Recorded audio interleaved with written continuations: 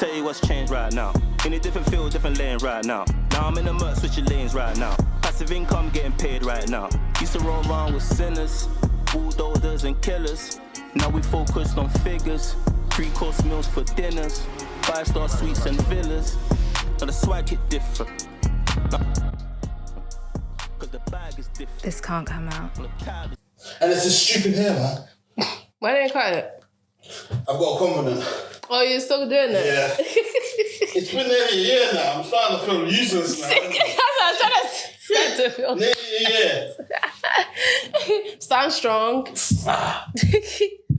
Sweet. Is the mic okay? Because me, I don't be... In fact, yeah, the mic's fine. But Oh, okay. In fact, make it like close to your mouth, just so. Yeah, okay, cool. That's Okay. fine. Yeah. Sweet. Beautiful. And when you're speaking into Yeah. it, try and intentionally speak into it. Okay. And which I can say camera? that. The camera is there and there. Okay. And you can see yourself on the screen. Oh, I don't have my glasses, so I can't Oh, see wow, that is it? Oh, would you wear contacts? No. I've just been blind. Why don't you wear contacts? I don't know. Have you ever wore contacts? Once in secondary school. Why are you not wearing contacts? I don't know. So you're just walking around the street not being able to see? Yeah. Really? Yeah, because the insurance on it finished, and then my son just kept on breaking them. But Your glasses? Yeah, but I've got an appointment this weekend, so I'm gonna go get some new ones now. So how bad is your vision? Like, how bad is it? Like, I can see that, but over there I can't. I can just see the... Well, can you tell which cameras are your ones from here? I can tell that is yours because I can see you moving. Okay, cool. Yeah, so I can probably guess, but I can't see the details. Oh, well, you're pretty much right. That must be you, innit? Mm-hmm. Oh, interesting. Anyway, welcome to This Can't Come Out, Danny. Thank you for having me. But why are you laughing? I'm a laugher. I know, because I watched, In My Opinion, podcast with you, and you were laughing a lot on that one as well. But welcome to This Can't Come Out. Now, the premise is we have beautiful, unfiltered conversations. Yeah. Now, the issue with doing that is we're going to say some things that we probably don't want the public to find out about. And for that very reason, I send it to you first and foremost. And then anything you don't want to come out doesn't have to come out. Mm-hmm. So how I would like to start is, how did you come in contact with my content? With your content? Yeah. TikTok. Is it? Yeah. Was there a particular episode? I think it must have been the ones with B Money or something. Oh, okay. Yeah, one of them, like the clips. I don't remember which one exactly, but I think last year I've seen like 1 or 2 type thing. Sweet. Now, you came on my radar from IMO podcast. And and then for some reason, as soon as I saw you on that, why are you laughing? I kind of know what you're going to say. What am I going to say? What do you think I'm going to say? You saw other videos of me getting people to dance. Oh, no, not even just that. Oh, yeah, we're going to come on to that. I saw you, and then I started seeing you on other people. So as soon as you were on there, you started kind of like doing the rounds. And basically, it was funny because your content and what you speak about is extremely, like, the stuff I saw anyway, because obviously you've got a funny side to you as well. It was like very, very deep and very like mature and very someone that's been through the ringer, come out on the other side and is now, you know what I'm saying, got knowledge. And then I think I found out how old you were. You were like only 21 at the time or something. Yeah, I was 21. So how old are you now? 22? Yeah. And I couldn't believe that you were that young, which is crazy. And it was funny because obviously you were supposed to come on a long time ago. Mm-hmm. And one of the things that was stopping me from bringing you on is the dancing stuff, innit? Yeah. Because what Danny does is, it seems, before or after the interview, she'll get her guests or whatever to have a little jig and dance with her. And I was like, nah, there's no way I'm doing none of this, isn't it? There's no way I am doing none of this. But once I found out you were 21, I was like, there's no way she can make me do this. So you think I can't make you do it? I won't do it. I 100% won't. Okay, before we leave today, we'll see. I'll do something, and I'll say, just to be on your socials, but I'm not doing no dance. I'm not doing no... I might, at the very highest, give you a 2-step, innit? Yeah. And that's it. That's all I'm asking for, just a little 2-step. No, but your 2 steps, they're even too swaggy for my liking. Those ones, they're doing other things, isn't it? Like, they're even giving us little swag, giving us little kicks and stuff. Just whatever you can do. But Let me tell you what I know about your story thus far. You're from Ghana, Congolese via waist. Yeah? Yeah. You came over to the UK when you were like 13? Yeah. Sweet. And basically, you found out that the people that you thought were your mother and father were not biologically... Oh, no. Well, what happened? So I've always known they were my biological parents, and I knew who my biological mom was. Oh, you always knew that? Yeah, Okay. but it was... I thought my biological mom's husband was my dad, and he was a white man, but... Wait, so you thought you were mixed race? Don't go there. No, but you thought you were mixed race? Yeah, Loki. Yeah. And then how I used to say it to myself was that, he's a tall man and I'm tall. So that's what we had in common. But I wasn't thinking of it because most time I was with my non-biological parents, so I'm not really thinking But about... this is in Ghana, though? Yeah, in Ghana. Oh, so your biological mother was with... No, your biological mother was with a white man in Ghana. Well, she was in Holland, then later she moved back to Ghana. Yeah. And you thought that was your biological father? Yeah. And as a result of that, you thought you were mixed race? Yeah. Actually. Interesting. And when did it dawn on you that you wasn't mixed race? It didn't dawn on me. It's a pastor that said, when do you want to see your father? And I said, I thought I just saw my dad. And she was like, the last time you saw your dad, you were like 2. So I was like, so later when we were going home, I was like, wait, so who's my dad then? She was like, this man I used to show you his picture on Facebook. And I was like, okay. So it was through that whole pastor wahala that I actually found out who my biological dad was. Oh, wow. And what, have you ever met your dad? Yes, when I came here... Okay. Let's start again. This seems like a continuation from in my opinion. Break down. Okay, you were born in Ghana. Mm-hmm. No. Where were you born? Holland. Okay, you were born in Holland. There's a lot of Ghanaians like that. Yeah, born in Holland, yeah. So you're born in Holland, and who were you living with when you were in Holland? With my biological mom. And her white husband. Yes. Cool. And then you moved to Ghana. Yeah, so she took me to Ghana when I was 2 to stay with my non-biological parents. Oh, okay. When you were 2 to stay with your non-biological parents. Yeah. Cool. So then you grew up with them till about 13 years old. Yeah, around that age. Do you know why they did that? So basically, my mom started to... So I started to have problems with my mom because she was taking me to... At 2? What? No, at 12. Oh, you mean when I was 2? Why she... Why did she make you... At first, why did she make you go with your biological parents? My non-biological parents. Really and truly, I feel like she felt like she couldn't raise me up. Why? From growing up with her, being with her certain times, I don't even think she would have been able to raise me up properly. Like the capacity or like even setting boundaries with me. Because she used to give me almost anything. I wanted more time. But with my non-biological parents, there was love and thing there, but like there's boundaries. You know that there's certain things you just can't run type thing. So yeah, I feel like genuinely that. But then also, it was a complicatedness with, I think her husband and thing, because obviously he's not my dad, but then she got pregnant with me. Oh, okay. So you think and they were together. Oh, yeah, giving you away would make them start their life together properly and stuff. Not continue. Continue their life. Yeah. Oh wow. Yeah. Oh, did you have any relationship with your the guy that you thought was biologically your dad? At the time? Yeah. He's calm. I'm calm with him. Oh, okay. He's a nice man. Everything. So why didn't they just keep you and have you? Oh no, I don't know why she did that. I still don't know. What did she say? She has different things, but I don't believe it. Oh wow, you don't believe it? Okay. Yeah, because the reason that she's told me it doesn't make sense. What's the reason she told you? She said that. Is that me? Oh, I'm so sorry. No, that's calm, man. This is the most unprofessional podcast in the world anyway. For some reason, I have a 4:30 alarm and I never turn it off. A 4:30 for what, though? I don't know. Okay. I just have it. But she says that she felt like he would hurt me. Her husband would hurt me. That's why she didn't want me staying with them. But I was like... Yeah, that's weird. Why are you married to her? But it doesn't make sense. This man has not been nothing but nice to me ever since I've known him. So I was just like, and she's lied a lot like throughout my life. So that's why I'm kind of like, I don't Okay, really we'll believe get to that. So then they left you with, and who was your non-biological parents to your parents? Who are they? So basically, my non-biological dad was my biological mom's like family childhood friend. So their families knew each other and grew up together. Yeah. Did they have children? Yeah. Okay. And what was the arrangement? They just gave you to her? Yeah, basically. Were they sending her money and stuff, I guess? Or was she sending them money?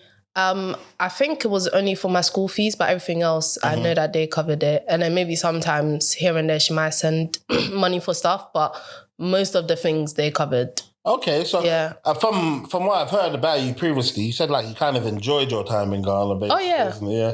What did they call you? They called you a planned baby. That's what they called you. They said you were a planned baby. Oh, They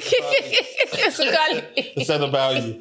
So, and also, what your the siblings that you had? Did you consider them brothers and sisters? Oh, yeah. As well. What's your So- relationship like with them now? We're all calm. Okay. Like, yeah, so basically it was my older brother, my non-biological parent's son, and then younger brother, which was my non-biological dad's nephew.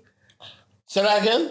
So my non-biological dad, his sister's son, he was born in America, but he also came to stay with us. So it was the three of us, we were like cousins. But my dad was like, we're all only children, like we're all each other's got. So yeah, Oh, wow, man. we're literally, I don't see them as not my brothers or like anything like that. Those are my brothers, yeah. Well, that's kind of beautiful still. Now, so what resulted in you coming to the UK then? So basically, my biological mom was taking me to these pastors. They were saying things. At that time, she had come back to What do you mean? Ghana. Saying things like what? So one of them told me that one of my friends is going to rape me. One of them obviously told me the thing about my dad. One of them told me that I have a bad heart. They were just saying madnesses. I was like... Wait, you living in Ghana? Yeah. And then she took you out of Ghana? No. As I was in Ghana, the pastors were saying this. Oh, wow. So because I was at that time, she had come to Ghana to stay. So like... it was making me uncomfortable, and I was only going to her house on weekends. So I told my non-biological parents, and then they tried to talk to her that like, can you please stop because it's making me uncomfortable. But obviously they're telling me they can't not let me go because I have to go because she's my mum, innit? So from there, then she started to say that, they're trying to take me away from her. But I'm like, no, they're literally just saying, stop taking me to these places because it's making me uncomfortable and I'm a child. So these type of things were just happening. And then one time she must have gone to tell my non-biological dad that I was watching porn. I'm 12, 11 at this point, you know. So he's vexed with me. And then my non-biological mom as well, she's vexed with me. So then... Well, the pastor said that? Let me... Okay, yeah. So I said, no, Daddy, I don't know where she got this from because it's like, where have you seen me watching porn, please? Because I wasn't. I went to ask her, the pastor said, so I just go to mess up my name just because pastor said, you didn't even ask me anything. You've basically got to gossip. Wait, so the pastor told her that basically she's been watching porn. She didn't find nothing, not evidence. And now everyone's just using it as fact that you... So she's got to tell them. So obviously my dad has come to talk to me, like G-check me, like, why am I hearing this? I said, I don't know where she got it from. So I went to ask her and I was like, go ask her. Then she said, she also told him I was the pastor. So like stuff like that just kept on happening. So I no longer wanted to go to her place. And then she said that Dave poisoned her against me, like me against her. So then whenever I used to go there, we started arguing and stuff. One of them said that she should bath me in camphor or something. What? Camphor. What's that? You know those round balls that they... Like back home, they put it in like the cupboards and stuff so that... Oh yeah, the stone thing, Yeah, and like then stones, yeah. So like, it was just bare madnesses. So all of that was happening. And then one day she tells them that like, she's come to take me to stay with her. I said I didn't want to. Then they said that, and she wanted to change my school as well. They were like, you know what, if at least I'm going to come stay with her, let me stay at the school I'm at. Because I've been there since like nursery. Those are my friends and everything. Also, it would disrupt my learning because I was in JHS 1. So I was going to write BEC. So we've agreed on that. I'm supposed to stay in the school. And then the morning I'm supposed to go to school, first of all, I was going to go to school by myself, but I said she wants to come with me. The taxi is supposed to go right. Why is it going left? So now I'm like, oh, you think I'm an idiot? And sometimes, like, I get a bit... I wouldn't say tapped, but I get upset when someone thinks that you're trying to take the piss. You're like, you think I'm dumb. So then the taxi started moving. It was moving and I jumped out of it.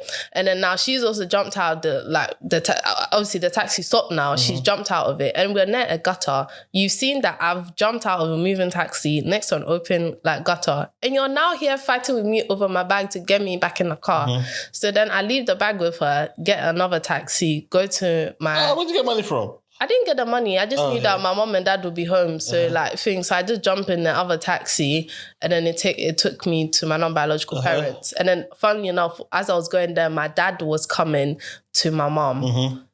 Because she had now called him that, I've run away. But my non-biological mom was at home. So he just went, he got my bag and then he took me to school. And then after Your actual school? Yeah, my actual school. So where was she taking you? To another school? Yeah, some new school. Yeah. So all that has happened and then we come back and then the adults are talking. But then she's now blaming everybody. And then she's saying that, everyone thinks that she can't raise me up, this, that, and the other. And we're like, nobody said that. They just said, wait until I go to SHS, then I can move here and then change school because SHS, that's different school, innit? So, yeah, all of that happened. And then I was just annoying, innit? So I was just like, so can I go back home now? Can I go back home now? Then I'd packed my suitcase. I didn't even unpack. So I just took it. And then she was like, fine, you can go back with my non-biological parents. And then I went. And my dad, he likes laugh. I think this part of why I laugh a lot, because my non-biological dad, he turns everything into a joke. Even when he's being serious with us, he's laughing at us. So he was laughing at me, telling me that, my mom's going to take me away. And I was like, no, stop. And I thought he was joking.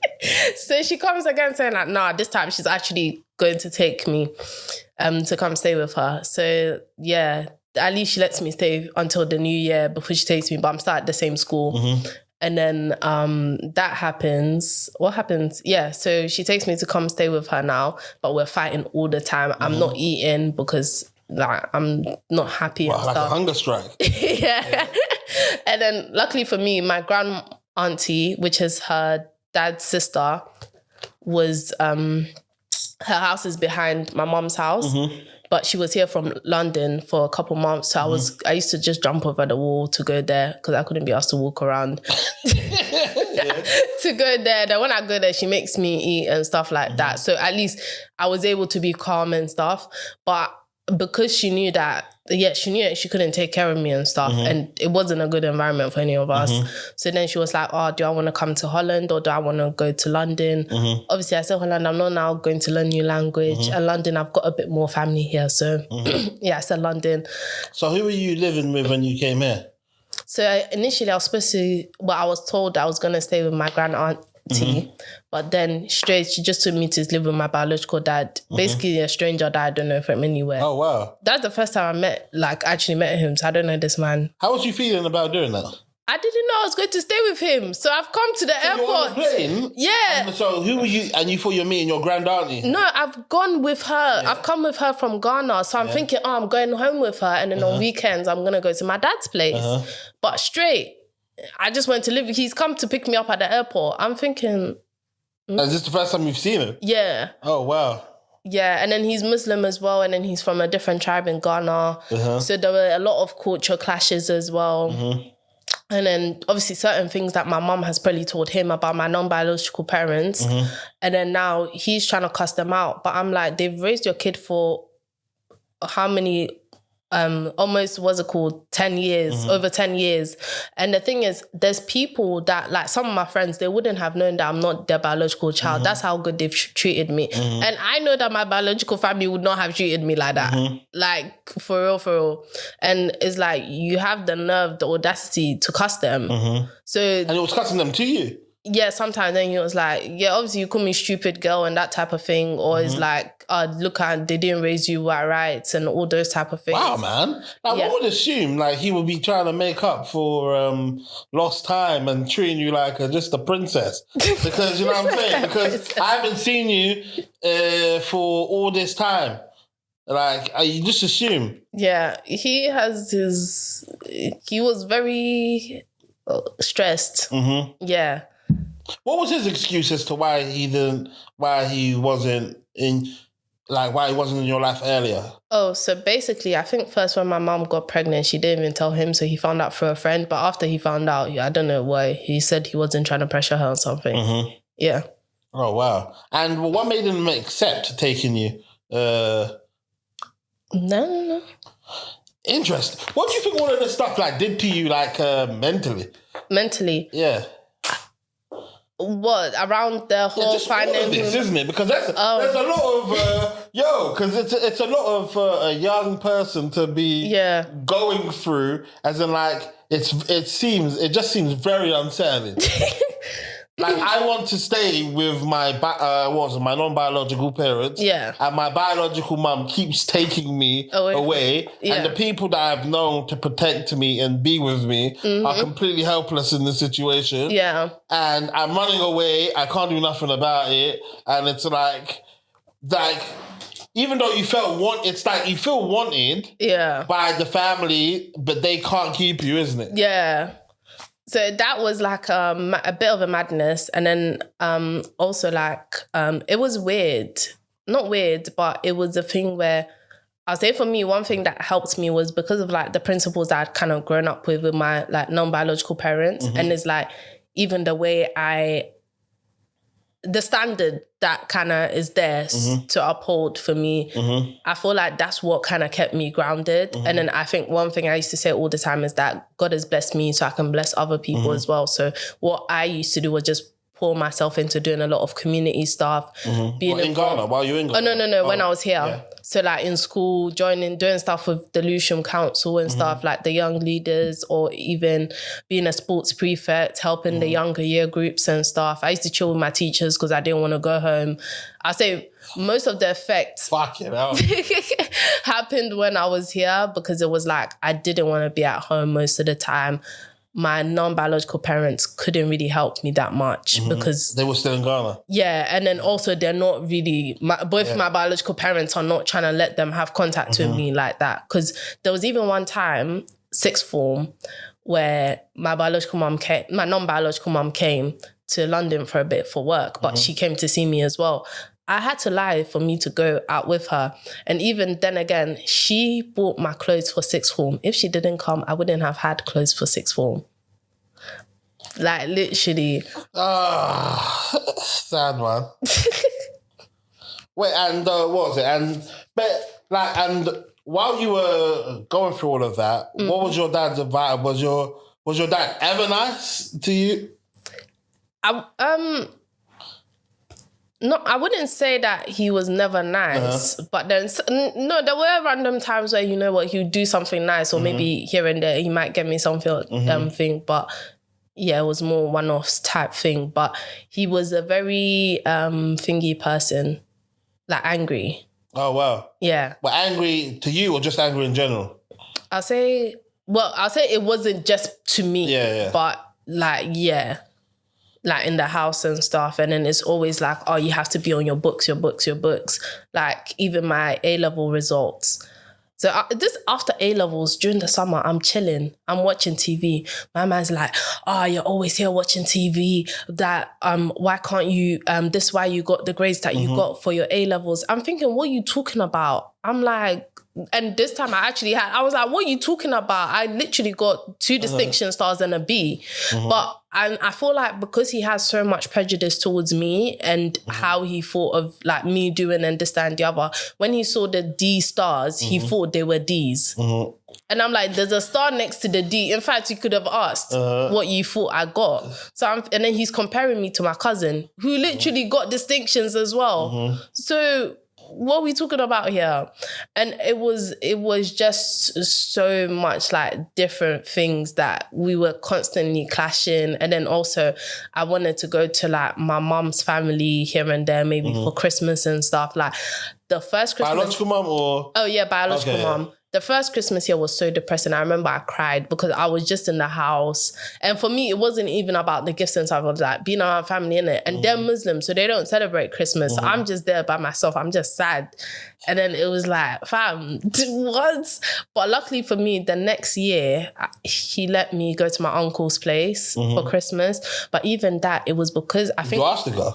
Sorry? Did you ask to go to her? Yeah, but even that, it was because I cut my mum off. And then he asked me to apologize to her. And then, before he would let me go to thingy. So after I apologized, then he let me go to my uncle's place for Christmas. Wait, why are you laughing? What happened? I want to hear that part. Oh, no, the thing is, I can be very stubborn. Because when I apologized to her, I told him that my dad said that I should apologize. That said that's apologize. Yeah. But what did she do that made you, what happened that made you cut her off? So I even still have this text because it was a messenger, Facebook. So I said that, this is what has been happening, that I even cut myself because I wanted to show them what I was going through. But obviously, you know, African people would just think you're mad. So I was like, I didn't show anybody. But I got to the point of cutting myself because of everything that I'd been When did you cut yourself? Oh, on my wrist. What, actually cut yourself? Yeah, but it wasn't actually deep. Okay. Like, I wasn't... You wasn't trying to kill yourself? No. So it was more just so I could get the scar. Just show. I must have been 13, 14 still.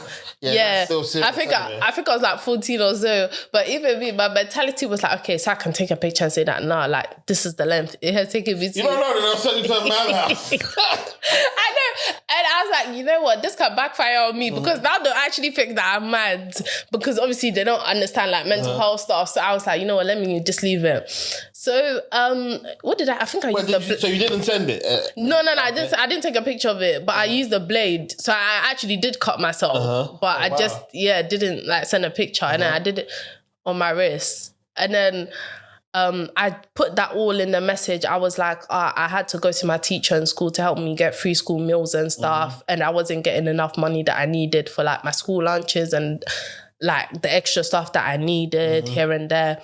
And then she replied saying that, those stupid people that wrote the message, tell them that they're dumb. And I was like, no, I wrote the message. And because you don't believe I can articulate myself well for someone my age, that is why you're thinking that other people wrote it for me. And then, you know what? When I read the message back, I could actually see why she thought, and I don't wrote it for me. Is it? Why? Was it too professional? The stuff that I wrote, because I was like, she has problems that she needs to deal with as well. And then I was like, she should seek God. And I'll show it to you later. But I was like, okay, now I can see why you wouldn't think like a 14-year-old will actually write that.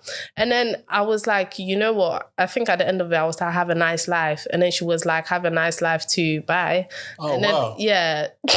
Well, did you cry? No. What? Has your mother ever made you cry? Has she? I don't think when I was older, I wouldn't say she's made me cry, but I would say I've cried about the situation that I've been in a lot of times, like as I was in the situation. Because there were a lot of times where it was like, sometimes it was like I didn't really feel anything. So I used to cry or I used to want to make myself feel pain because it was just like, I don't know, a release for me or something.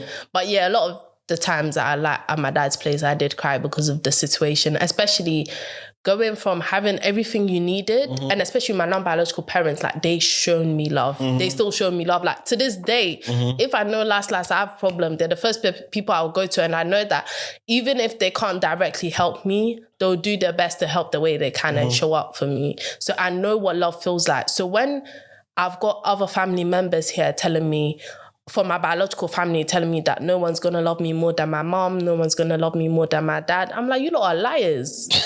Like, bro, these lot, like, And when I say like no one has hurt me more than them, because you're telling me that no one is going to love me more than the people that constantly never prioritize me or actually put my needs first. And the thing with my mom, she's always like, oh, I'm building land for you. I'm building businesses for you when you're older. And I'm like, no, I'm building stuff for myself. At that time, what I needed was for you to actually advocate for me, was for you to actually, you know what, pull up my dad and say that, oh, this, that, and the other. Because when I was 18, one day I just packed everything and I left my dad's house. But it wasn't like, oh, I was just trying to grow up fast. So I went to stay with my auntie, my mom's cousin. She didn't want me staying there. But when I left, now everybody's calling me retete. And then my aunties called my mom and told her that, this is what was happening in the house, and how like certain times, obviously they'd seen that like my dad treated my younger brother better than me and stuff like that, even with certain things. So then my mom was asking her that, why didn't you tell me? And then she was like, why didn't you listen to your daughter? But then also me, I was like, oh, so you people were also clued up. And then my auntie did help me like with extra things sometimes when I needed money and food and stuff. But then it was like, you were constantly telling me that I'm ungrateful. But your auntie? Yeah. But then you know what's going on? So, and it's like, certain times I was like, am I mad? Is what's going on not actually going on? Or am I just bugging out? But no, it was actually happening. And it's like, this thing where they're like, oh, you need to be grateful. There's a roof over your head. Like you've got food and this, that, and the other. But it's not that I'm ungrateful. I'm just asking you to treat me better. And it's a thing where I'm used to a certain standard. So now you people have stripped me of the standard that I'm used to. And you're telling me to be grateful for this new standard that you're not happy with. Yeah. And it's not even just like I'm just not happy with, but it's actually affecting me. Like I used to have headaches. Like I used to have migraines all the time. There was one time I was walking to school and like I was with my friend. Literally, we had to stop walking because like half of my head, it just felt like my brain was being squeezed like behind the headaches I used to have were crazy. And that's from basically your family stress. That's from stress and stuff, yeah. Well, do you love your mum? Yeah, I think. I don't know. Not that...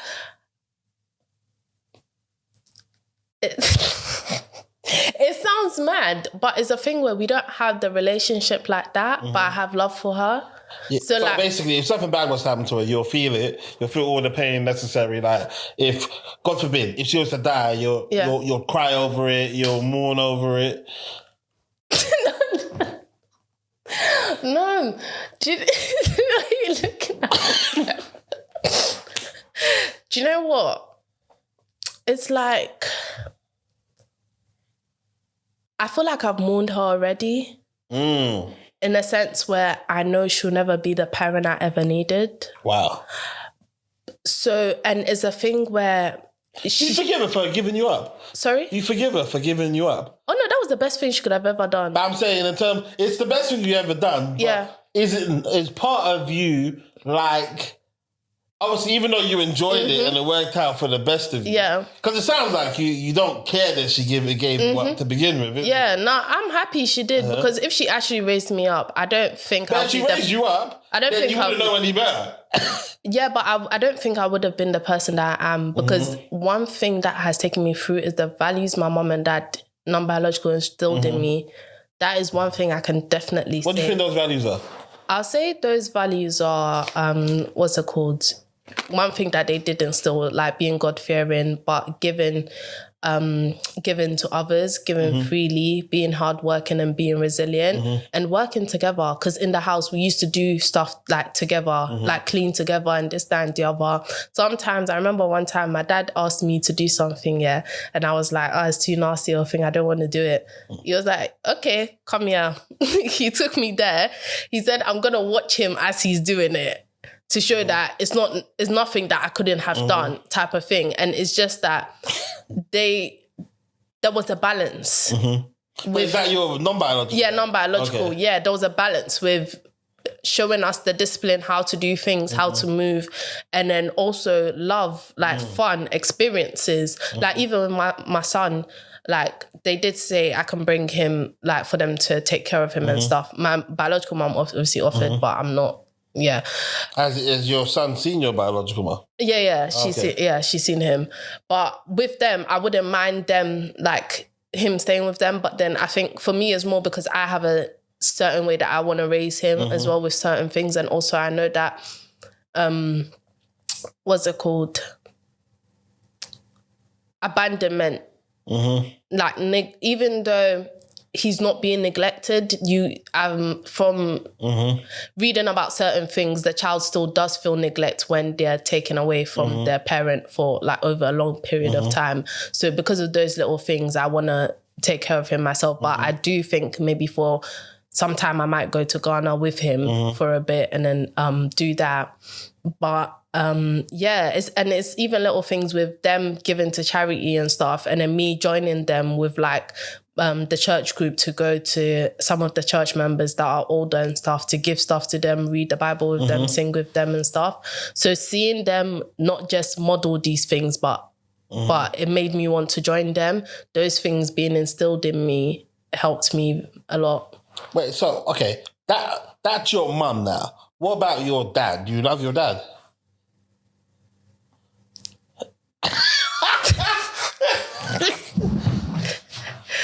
It's almost like you believe that you're supposed to say yes, and you just don't want to say yes for the sake of it. Yeah, like for me, certain things I won't lie about it. Like him,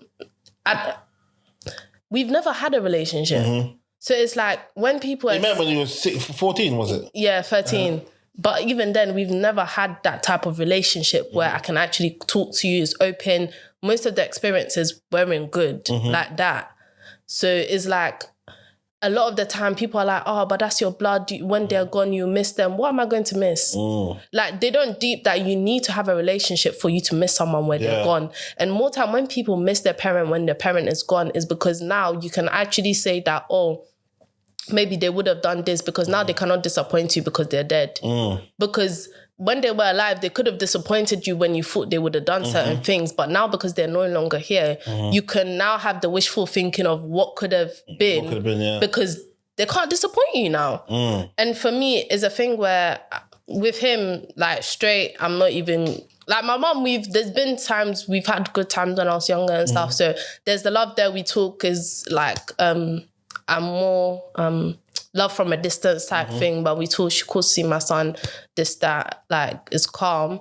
But my dad never been. Wait, and have you got other siblings from your mum? No. Okay, so you're the only child for your mum. Yeah. Which is interesting, isn't it? Because I feel like part of that could be a case of she can't have any other children, isn't it? So she's almost like, this is my daughter. I've got a daughter out here and I want to be a mother to her. Yeah. And what about your relationship with your dad's your sibling, with your dad? Have you got a relationship? Ladies and gentlemen, this part of the conversation is too spicy to come out.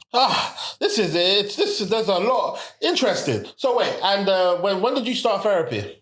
Therapy? Yeah. Like going to therapy? Yeah. I've never actually gone to... What? So wait, where did all this wisdom come from? What happened? Not that I've never gone to therapy. So like in secondary school, I went to the school counsellor. This woman said I should wait until I'm 18, I can leave the house. And then all the other things she told me was stuff I already knew. When I was pregnant, I went to talking therapies. The woman told me that because I'm pregnant, we can't talk about traumatic things because... She said we can't talk about traumatic things because I think this first session... Baby or something. Yeah, I cried a lot and then it was... But I'm thinking, okay, but... You want me to talk about happy times, but this is what I'm going through. So what am I supposed to do if I can't talk about what I'm going through? Even though it's traumatic, this is what I'm going through. So what am I supposed to do? So I think after the second session, I stopped, man, because it wasn't worth it. Fuck it out, man. That's a conundrum, isn't it? Yeah. Now, obviously, based on what you've experienced already, I can only imagine what you were going through once you were pregnant. What was life like once you were pregnant? When you were pregnant, what was life like? So basically, what did your mum say? Bear in mind, this is the child that's been watching porn and then she... Wait, so how old are you when you're pregnant? 19? 18? Yeah, 19. 19? Yeah. Yeah, so what happened? Yeah, 19. So basically, I was living with my auntie at the time. And then, so I found out very early because I was mad sick. I was just throwing up all the time. And then I had this thing, HGV. What's that? Hypergravidum something. Okay. Basically, I just say it's like morning sickness on steroids. I went to the antenatal clinic. They told me that they can't help me because I'm not more than 12 weeks pregnant. So you already knew you're pregnant now? Yeah. But I'm saying, before this even, when you found out, like the initial... Yeah, so... oh my God. So my auntie, I had to tell her, because obviously I was living with her, and she was like, am I sure this, that, and the other? And I was like, kind of like... Sorry, even before that, when you found out. When I found out, I was just like... Oh my God. Yeah, I was just shocked. And then when I sent it to his dad, he thought it was a coronavirus. Oh my, I forget how young you are. Shit, this happened during COVID. Yeah. Oh my God. He thought it was like a COVID test. And I was like, no, it's a pregnancy test. So you sent it to the guys? And then... And how old is the guy? Same age. Okay. Yeah. Is it like a college crush? College situation? Kind of ish, but not in the same thing, but from the same area, innit? Yeah, so then he was more happy about it. Oh, okay. Like That's more, nice. He was more positive. And then I was just here, and then he was like, oh, you're always overthinking this, that, and the other. Don't. No, you're not. Like literally. And then he was like, oh, don't be negative about it. Like, it's a blessing. What country is he from? Nigeria? Jamaica. Fuck, man. Okay.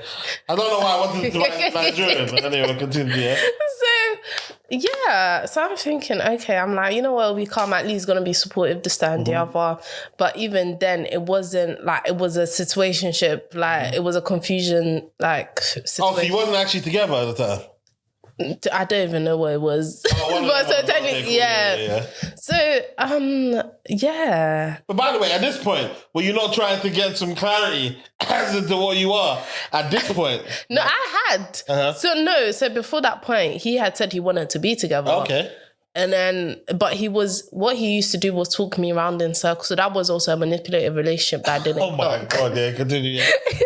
So what he used to do was like talk me around in circles, innit? So it's like I'll ask him a question. I want to be with you. So are we boyfriend and girlfriend? No. But I want to be with you. And like, oh, we're working towards that, this, that, and the other. So, and when I ask questions about certain things, it's like, so what I was doing was that I was expecting him to respect me instead of respecting myself by removing myself.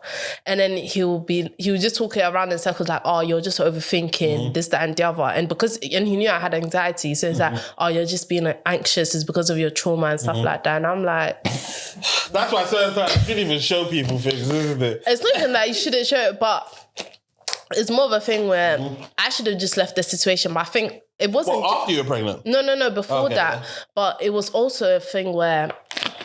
One of the reasons I stayed was I lost my virginity to him as well. And for me, I was someone that wanted to wait until marriage. And it wasn't something that I planned on doing type thing. So it was like, okay, now I'm stuck with this person because I'm not trying to be with multiple people. So I'll say that was more than him like talking me in circles and stuff. I'll say that was one of the main things keeping me there. And then also thinking like,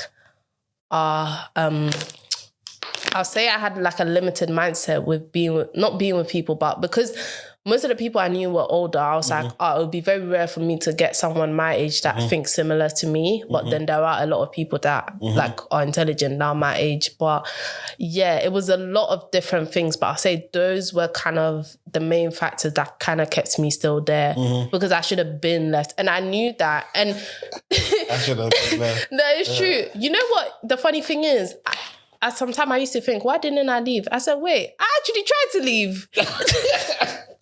But you kept on coming back. And that's that thing, breadcrumbing. When you try to leave, that's when they start to show you attention and then this, that, and the other. And then you're like, oh, okay. Right, they've got words for everything. Breadcrumbing. Yeah. I saw that one recently. Yeah. So then you just keep on staying there. And it was a thing where, for me, in a sense where I don't fully blame him, because if it wasn't him, someone else that saw me, that the way I was like a given person, or this, that, like that person that, oh, you know what, I understand, benefit of the doubt, someone else would have taken advantage of my kindness if it wasn't him. So it wasn't about him doing that to me. It was about me not being able to remove myself from that type of situation as well, which a lot of people normally don't understand, because it's always, the person this, the person this, the person that. But what decisions did I make to keep myself in that situation as well? That's more of what I looked at to actually say that, okay, these are things that I actually need to work on so I can build a backbone, because I didn't have one. Wait. It was... Ladies and gentlemen, this part of the conversation is too spicy to come out. Don't finish me. So yeah. So now, obviously, you found out now. It's happening. Now, explain telling your auntie, innit? Who did you tell? So I told my auntie first, and then she was like, so I have to tell my mom, like both non-biological and biological like parents. And then how did they react when you told them? So my biological mom, sorry, at that time I wasn't talking to her. Is it? Oh, why?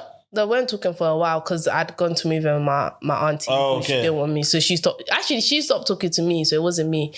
So yeah, then she's texted saying that I shouldn't have an abortion, that this, that, and the other. Okay, that's good. So you're both on the same page, yeah? Yeah. And then, but it was still not, but it was, calm. And then my non-biological parents, obviously they were disappointed, but they were like, they know me.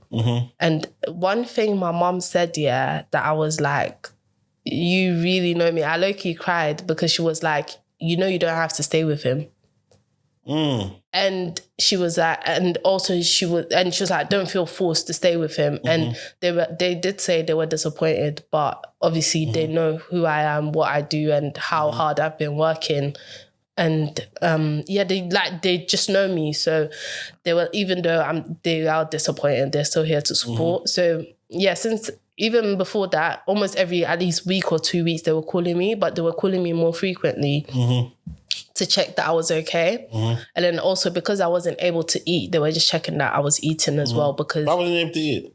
I was throwing up crazy. Oh, because of the sickness? Yeah, like the HGV is mad. I lost like 10 kg. Oh, right. There was one day that I obviously, because the antenatal clinic was not going to help me, they said I should call 111. I called 111. They said I should go to some place. That's stupid. Literally, I go there. For me to even give like the TMI, the urine sample, I couldn't hold down water to even like pee to give that. And like they were like, oh, I'm severely dehydrated. Now looking back, they could have actually given me an IV drip or something. They didn't. They just gave me some pills that I could barely swallow as well. But later on during the pregnancy, it got a bit better. But the first couple of months, for me to even go to that 111, I had to take Uber because I could barely walk outside. Like, it was that bad. And wait, after you told your mum that, what about telling your dad? I didn't tell him. I wasn't talking to him. Since I left the house, I haven't spoken to him. It was only once, I'll say, after I'd given birth, they got him to come see me and like my son. But yes, apart from that, how was that experience when he saw him? When he saw your son? No, it wasn't just him in it. So it was him, his brother, and then my mum that were there. So more time they were chatting to each other. Oh my God, man. This is kind of like, is this where the situation is right now? As it stands right now, like no one's actually really, I thought this was like a happily ever after situation. That's a happily ever after. Yeah, so the vibe is right now, they're not even really that cool. You're not really that cool with them right now. Like with my biological dad, no. Oh, right, man. So, is there anything, do you want to, is there anything that can even be done to, like, soothe the relationship? There was never a relationship. Yeah, man. Sad, man. And it's not something I want. Like, is it something that he wants, even? I don't think so. It's kind of deep. Okay, but when's the last time you've cried, isn't it? Just in general. Definitely. I've cried sometime this year. Is it? Over Yeah. what? I think a movie. Oh, okay, cool. Yeah. Cool. Well, that's a good cry. What movie did you watch? You're not sure? I don't even remember. Oh, okay. Now, obviously, you said you've got a son. Mm-hmm. Is your baby's father, biological father, is he involved? Even him, I'd have to like keep my distance because he was just trying to do anytime, anyhow. So I was like, if you're not going to show up consistently, what's the point? And then what, did he pattern up? No. Oh, so wait, your son must be about 2 or 3 now, isn't it? He's 3 in November. Oh, wow, okay. Yeah. And what, so does he, as in like, if he was walking around, would he know who his father is? You'll probably recognise him, I think, yeah. But, yeah. Crazy. Now, wait, so how do you find, are you dating currently? Talking. Is it? to who? Someone. Is it? What's his name? Don't finish me. Wait, so, yeah, and how are you finding dating with a child? Because I know some people think that that's a thing. It seems like difficult. Years long. Well, for me, it's not my priority. And even right now, I haven't really been in my routine. So I know when I'm proper in my routine, it'll even be harder because there's a lot of things that I need to be doing that I need to get back on. But I'll say, yeah. I think for me as well sometimes, because some people will go straight to, let's go on a date. But first of all, I have to make time to go on that date. Oh, yeah. But I want to, I want to talk to you to know who you are this time before actually meeting up. Because that's How do you talk? That's my free time. We can text, Sha. Oh, text. Yeah, or like talk on the phone. Okay. But some people just want to straight up, when can I take you out straight? But I can't do that. Not that I can't do that, I can, but my time. Like, that's my actual free time. Yeah, facts. So I want to know if we can hold a conversation first before, okay, let's go out and this, that, and the other. Oh, so this person, did they maintain messages first and foremost? First? Yeah. Oh, okay. And how long was that for? How long did they maintain their texting and telephone? Like for a bit. Okay, cool. Yeah. And how many dates have you guys been on? Ladies and gentlemen, this part of the conversation is too spicy to come out. Now, obviously, have you got MBA? Because isn't that like a master's or something? No, I didn't go uni. Yeah, but I heard that you went on some course. Oh, yeah, I've got that. But that's for business. So it's like on entrepreneurship. Yeah, but isn't that still a master's though? Was that a master's? I think it was a bachelor's. I'm not too sure. Oh, it was a master's. Yeah, I think so. Well, based on the interview I had. Now, so from that, as in obviously, when I'm hearing you speak, like as in I think you said you wanted to become like a speaker. Yeah. And stuff. And you've been actually doing it, innit? Like, yes, I've been doing some speaking stuff this year, but I haven't been active with the outreach because that's how you get booked. So that's what I need to get back on my routine with. But I'm not sad that I so like basically I've kind of just been doing side quests the last couple of months. But I've been loving it, like more stuff in the creative space. I actually want to do some more modelling because some people have been asking me if I model. So I was like, you know what? Well, like I said, online you look like you're 9 foot. You're tall, yeah, but you're not that. How much? You must be like what? Is it 6 foot? I'm like 5'9.5". No, you're taller than a stand up again, sorry? No, I'm 5'9.5". Nah, stand up. Stand up. I said stand up. Let's see this. Okay. For some reason, you look about online, you look mad tall. I don't know. Maybe it's the people I'm standing next to. Yeah, facts. And maybe it's because you're like very svelte as well, isn't it? Very slender. So I don't know, maybe it makes you look taller. And it's the waist as well, isn't it? All of that stuff, isn't it? You don't really see people like that high being able to do shit like that. Okay. And I saw you at, what's it called, 5 to 9. Yeah. Well, how did you get that gig? Do you know what's funny? I wanted to reach out to them, so I followed them. And then literally a couple hours after I followed them, they reached out to me because the person that was supposed to speak cancelled or something. So it just happened to work out, yeah. Now, big up them still. Yeah, I know those guys as well. Ladies and gentlemen, this part of the conversation is too spicy to come out. Now, in terms of, obviously, what you... Becoming like a mother now, like what are the hard parts do you find about motherhood? Because it seems your journey would be more significant than others due to the fact of your own experiences, isn't it? Yeah. So I just want to know what what have you taken from your own experience that you decided, my child, you are going to experience X, Y, and Z? Like, what are those things that you are experiencing in motherhood now? I'll say for me, how I've always been intentional about how I want to raise up my son. So like when you're vulnerable and you're pregnant, then you can get a family nurse in it. So because I was vulnerable and pregnant, I had a family nurse. So one time, I talked to her about how I would want to raise him up. Some of them I'm not doing, but some of them I'm working towards it. And then I spoke about not wanting to beat him or shout at him. And then she was like, so if you're not going to beat him, how are you going to discipline? Well, where's your family nurse from? What country? Oh, Jamaica. Oh, that's interesting. Yeah. Okay, yeah. They So gave you a black one, yeah? Yeah. So she was like, if you're not going to beat him, how are you going to discipline him?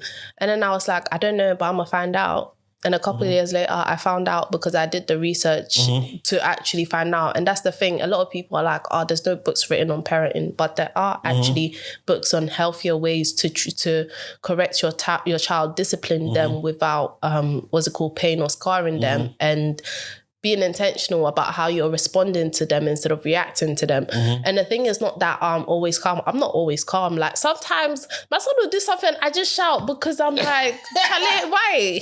Half of the time I'm like, bro, what are you doing? Your glasses. Charlie, last year I had to change my glass. Luckily I had the insurance like 5 times. I had to get new frames. Well, what does he do to them? Just break? Like, obviously, when he was younger, I'm carrying him a lot. So he just take it on. Oh, so it's not that I'm leaving it on the side. Take it on my face, dash it. I'm like... that must be the funniest shit in the world to him, bro. What? Literally. Hopefully now he's older, not as much, but I'll get new insurance, But what's it called? And there's sometimes where I'm like, I'm being reactive, but I have to catch myself out, like within that moment. And it's the thing of, because I'm intentional about it, I'm able to actually slow down and say, you know what, chill out. And what I realized was that the times where I do end up being a bit more reactive to his behavior, it's stuff that I'm normally calm with, but it's because I'm now stressed that I'm taking it out on him. So when I see that, it's just like, maybe I might come to, but I'm like, no, calm down. Have you said sorry to him before? Oh, yeah. No, definitely. That's all I'll definitely say sorry. But what do you do wrong to say sorry to him? To say sorry. I think, what did I do? I think I must have pushed him. Oh, just like by accident, like, oh yeah. No, not by accident, but you pushed him out, shit. yeah, Sorry. no, but I pushed him onto like a cushion, but he started crying. Now I'm like, you know what? Sorry, yeah. What does he ever ask for his dad? Not really. Oh, okay. Like, but also he's what's it called? His speech is a bit delayed, so yeah, he's not fully forming sentences. That's happening a lot. But as in, like, that happened to my my cousin, my baby cousin, but obviously now she just can't stop talking, isn't it? So yeah, it's interesting, isn't it? Yeah, but the thing is, he's trying to talk. So even with that, because right now I'm not like fully in a routine and stuff, I'm not being as efficient with my time, and then. I do a lot, go around a lot, and then people are like, you know what, you need to rest and stuff. I know I need to rest, but I know I'm not doing enough compared to what I need to actually be doing. So I need to get back into like my routine and my habits of like proper working out, but like having that set routine. So even I'm redecorating my place as well, because I'm like, your space. By yourself? Oh no, my friend is coming to help me tomorrow. Male or female? Male. Oh, okay. What? It's okay. That's interesting. I'm just saying, isn't it? How did you make this friend? Pardon? How did you meet this friend? Social media. Oh. Yeah. When did you meet him? What? When did you meet him? When? Like, during COVID or? No, last year. Last year? Yeah. Okay, that's a very nice generous guy, isn't it? That's a nice generous. Has he got a girlfriend? No. Oh, he's not. So he's single as well? Huh? Yes. Okay, interesting. Is he a good-looking guy by any chance? Yeah. Oh, interesting. Well, so does he know how to paint and stuff? Yeah. Oh, so he's a painter. No, I didn't ask. I just said to come because I need someone to help me fix my bed, didn't it? Okay. And then, but I've painted half of the house, but I just left the living room to paint and then put my bed together. Oh, no problem.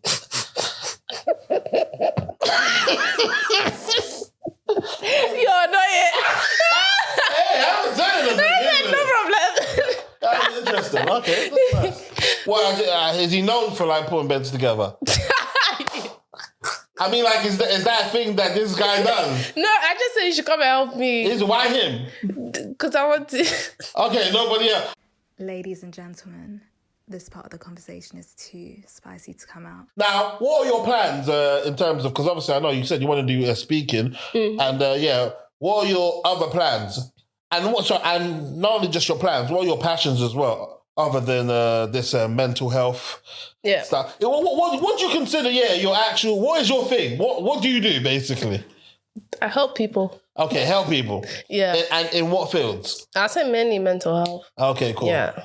But for me, it's more like holistic type thing with helping. Because like mental health is not just about your mental. A lot of people don't actually want to improve their mental health because if you look at what it actually takes, a lot of people don't want to make that sacrifice. A lot of people don't want to be real with themselves about how they actually show up. Like even for me, as I'm saying right now, I'm not on job. Like I'm not where I need to be. And I know that. And I know that that is affecting other parts of my life. How I'm showing up for my son, how I'm showing up for myself. You know what? I've taken a bit of a break. I've been a bit lazy, but we need to get back on it because I know that when I have more structure and I have more routine, I can be more efficient and I'll feel better within myself. And also I'll be eating better as well. So I have more energy as well to do things. It's not like just about how much you're doing, it's about like the efficiency and stuff. And that all like comes together to making sure that I'm able to show up. I'm able to actually be living like a good life type of thing. And for me, it's also that thing of, I've said this a couple of times, building community with the people around me, like making the effort to actually like meet up with people because normally I don't really do that. So it's like trying new things as well because I feel like because I've grown up quick, I've just kind of like, first of all, just... Grown up quick, you reckon? Yeah. Why do you reckon you're growing up quick? All the things that I've been through, I'm not sure if it's growing up quick, but I know you've lived definitely a very eventful life, isn't it? Yeah. So I'll say more like... Then again, you had a child quite young. With responsibilities and stuff. I've kind of, in a sense, raised up myself with like needing to like make sure... Because even before I had my son, it's like, bro... If I'm not on job, nobody has me like that. Unless, apart from my non-biological parents, nobody here has me like that. So I needed to be working. Like I was working like 50 hours sometimes when I was 18. Somebody recently, at any point, did you feel as though it was possible for you to be homeless? To be homeless? Yeah. I'll say possible when I was leaving my aunt's house with my son, but obviously I got a private rent place. Yeah, but not fully because when I was, when I left my dad's, it was either I was going to rent a place or stay with my aunt. So if I wasn't staying with her, I would have been renting a place and I was working full time and I was saving money as well. So fair days, isn't it? Yeah. Because we were having a debate and we were like, nah, girls... Unless there's drugs involved. Oh, I saw that. Yeah, girls can't ever be homeless. No, low-key, if I wasn't actually responsible with my finances, I could have been after I left home. But some guy somewhere would see you, attractive young girl on the streets. They'll give you a house straight away, isn't it? That guy that's making your bed. Exactly, I bet. You'll be moving in with him. Not even that, but even me, I feel like because of certain things I've been through with my mom, and also I think just the way I am, if someone is doing like, how do I say this? When it comes to money and men and things, I'm not just taking money from just anybody. We need to have that type of friendship or relationship where we do stuff for each other. That type. It's not that you're just a man from somewhere, you're giving me money. Because I go straight to thinking ulterior motives. And yeah. And you should. Literally, and I'm not doing that. And then also it's a thing where money has been put, I'll say in a sense, above me so much that I don't want to put money above people or just because of like money, I'm talking to somebody or I'm entertaining somebody. Or, no, because for me, if money's not enough. Facts. Yeah. Facts. Now, what makes, because obviously anyone that sees you on socials, you're just you're a big dancer. What made you get into that? Oh, I've always been moving since I was young. I've always been moving. Which is exactly what you're doing. But, and also, do you go gym every single day as well? No. Because you seem to live in that locker. Oh. In the changing room. Do you know what? I try to go twice a week. This month, I've not been able to as much, but I bought some weight. So now what I'm going to try do is, Work just, out at home. Yeah, in the morning with my son, or if I go park, go with him, and then he can run around and then I can like jog around the park. So even that, I might make some content around that, showing how I am navigating having like a routine with a child as well, but still like staying on That'd my be stuff. interesting as well. Is he quite tall? What, my son? Yeah. No, he's like okay height. He's not tall. He knows anyway, really, innit? Because obviously, Toddler. you don't go around looking at 3-year-olds, isn't it? And judging what Their height. Yeah, what their heights are. How was your pregnancy? Was it a good one? Because 9 times out of 10, I hear horror Oh no, it stories. was just traumatic. Oh, is it? Up to even the birth.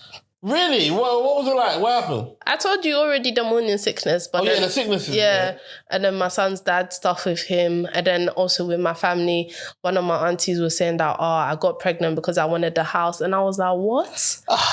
And no, for me that was even very disrespectful because first of all, Of course it is, isn't it? first of all, I was saving money. Second of all, anybody that knows me, like what my mom said, you don't need to stay with him, you know, you this, that, and the other. They know that I'm not going to have a child and put a child in a negative situation. One of the reasons why I started to work on my anxiety was because I said that I need to overcome my anxiety Before I have a child. That was one of the reasons. And one thing for me, I don't play about children. When it comes to children, I'm not ramping. I'm not putting no child in a bad situation, like just for my benefit. Or I hate it when people put children in bad situations because we didn't ask to be here. Like the child doesn't have anyone else to advocate for them. And not just what I've been through, I've seen other young people go through worse around like growing up in Peeps Estate and stuff like that. You're just seeing like certain things, children being young carers.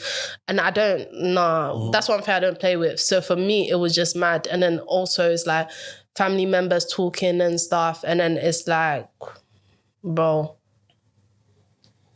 like, you can come and talk to me, and it's like, I heard that you said this, I heard that. So it was kind of that.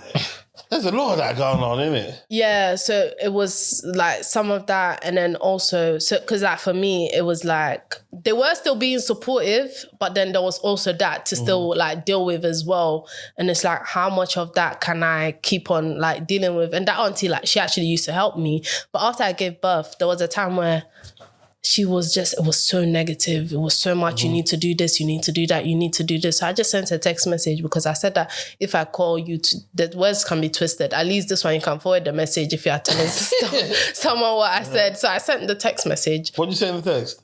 What did you say? What did you say in your text? I just said that, like, I hear what she's saying, but she's being very negative and it's affecting me. It's starting to make me anxious again.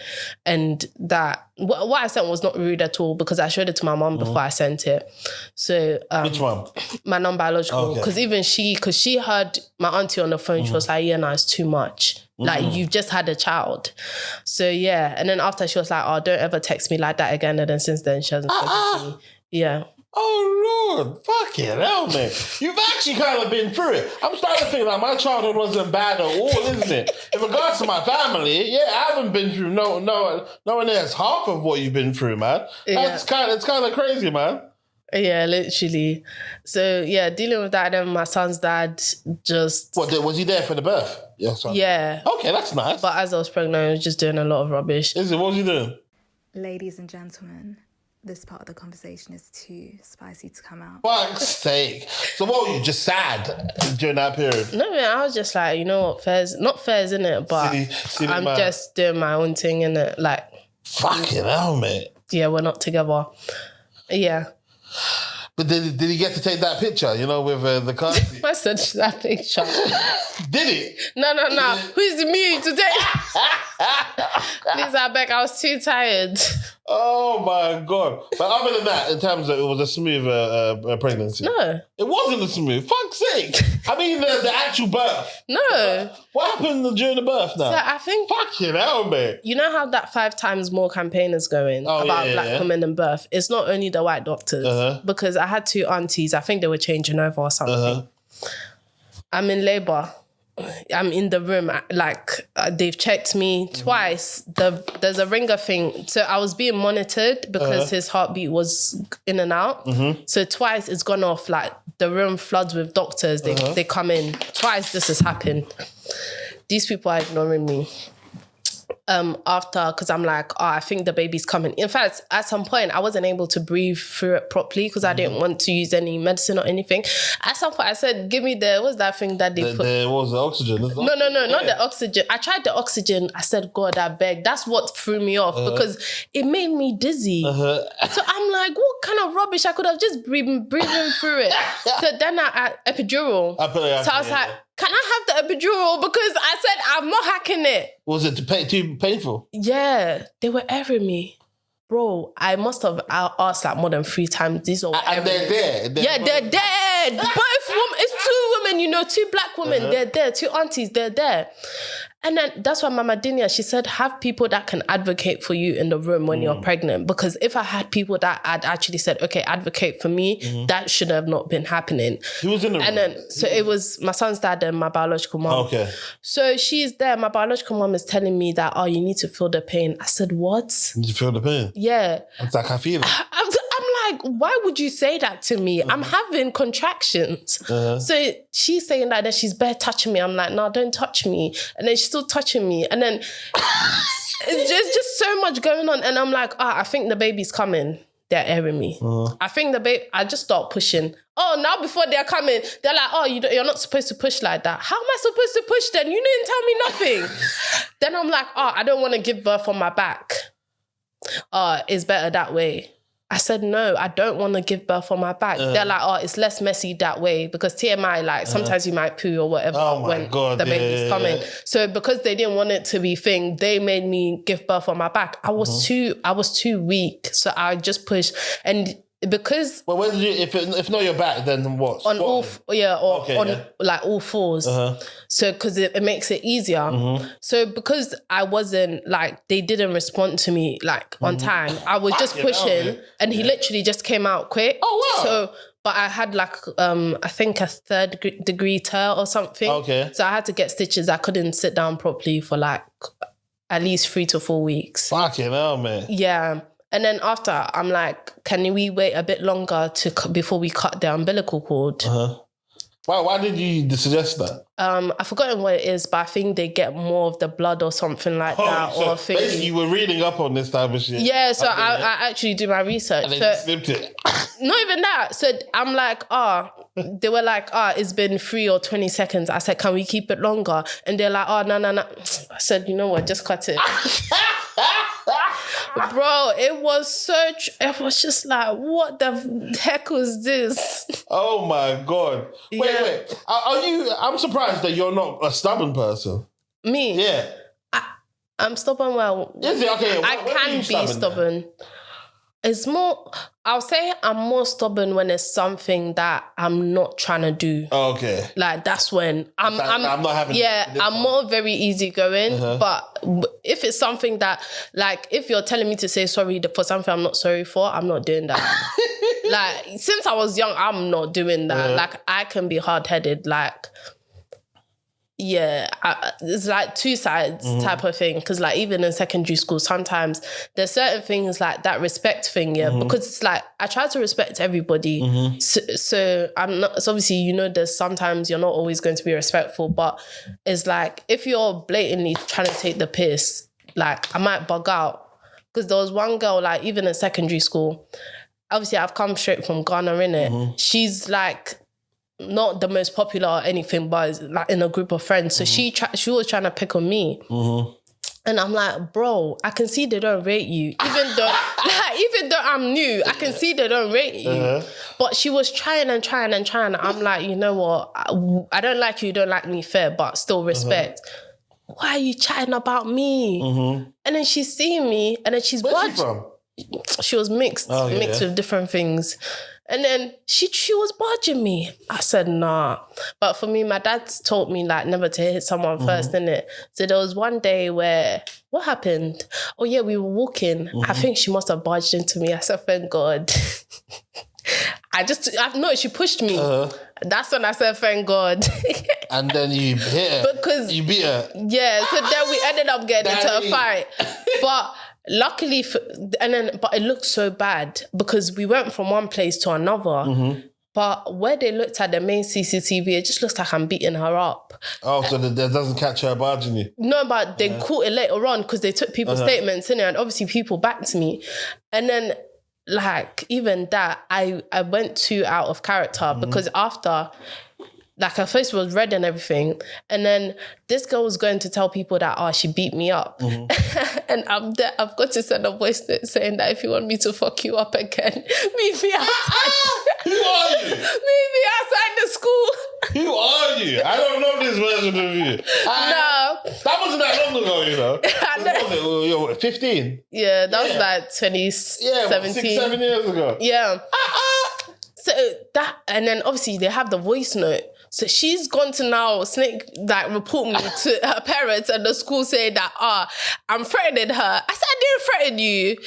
And then they play it. Yeah. And I said, that's not a threat. Yeah, I said that. If you want to, yeah. No, because I said that if you are saying you beat me up, come and show me that you can beat me up again. And then what happened? Did you get in trouble? Yeah, but you know what? Because this is how much people know me, my character. The lady that was in charge of like the pastoral whatever, she was one of the head of PE and she knows me. She was like, Danielle, this is not you. Like, I know that this is not, like, you're not going to do nothing like that unprovoked.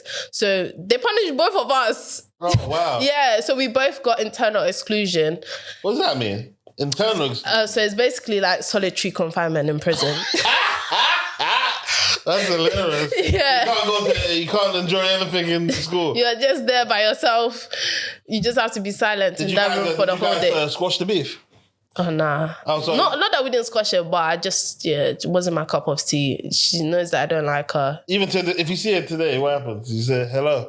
Maybe I'll say hello or just walk by. But it's not anything, because it was very dumb. It was like, bro, I was actually nice to you. The people you were trying to, what's it called? Impress. They didn't even like you. And I was the new person. They had come up with you from year 7. I came from Ghana a couple months ago and they were backing me. Like... that's sad. I feel sorry for her, man. Literally. I should bring her on. She can tell her story. Now, I was going to say, why didn't you end up going to university then? Uni. It was a thing where, for me, it was like, there's a couple of different things I wanted to do. And I felt like I didn't really want to go uni enough to go. But also it was a thing where I would have been having to work full time to support myself, and I would have like moved out of home as well. So it's shit. Well, have you not got a British passport? No. Oh, fucking! Because I'm clocking. Yeah, you're from Ghana and Holland, isn't it? No. I could have got the. I've got an indefinite leave to remain. But so would you have been able to get a student loan? Yeah, I would have. No, but I mean, on top of the student loan, I would have had to like fully support myself financially. I don't have parents helping me here. Yeah, I wouldn't have had that. Oh, okay, so having that burden, and then obviously moving out of home, I wasn't trying to go back, like stay at home. So it's like, okay, now I would have had to be renting as well as doing that. So working full time, uni full time, and then also I wanted to start a business as well. I was like, nah. Yeah, to be fair, innit? Like a lot of people, for what a lot of people want to do right now, it's not actually... It didn't make sense. Well, at that time, I didn't. I think I wanted to be a probation officer. So if anything... What, in the prisons? Yeah. Oh, yeah. Well, yeah, okay. If anything, I would have done... I think they did have an apprenticeship. So I was more leaning towards apprentice. I did actually do an apprenticeship. What made you want to become a probation officer? I'd love... Just change. Not that I love prisons, but... I love prisons. Yeah, but I watch a lot of prison documentaries and it's kind of seeing the stories behind people. So being able to help people that have not really had the best cards dealt with to them and the system not really being built to actually help them. Yeah. had a job within the prison system before. Yeah, you'll be able to get, well, based on your background already, you'll be able to get one of those jobs easily. Yeah, I'll say not even job, but do it through being... So my thing was like, even with a job, there's a lot of red tape, but if I do have my own organisation or join an organisation that does stuff like that, I can go without the... Yeah, facts. You can just go and do your talks there. What time is it now anyway? I was even... Yeah, because... Oh, raw. Tell you what's changed right now. In a different field, different lane right now. Now I'm in the mud, switching lanes right now. Passive income getting paid right now. Used to roll around with sinners, bulldozers and killers. Now we focused on figures. 3-course meals for dinners. 5-star suites and villas. Now the swag hit different. Cause the bag is different. This can't come out.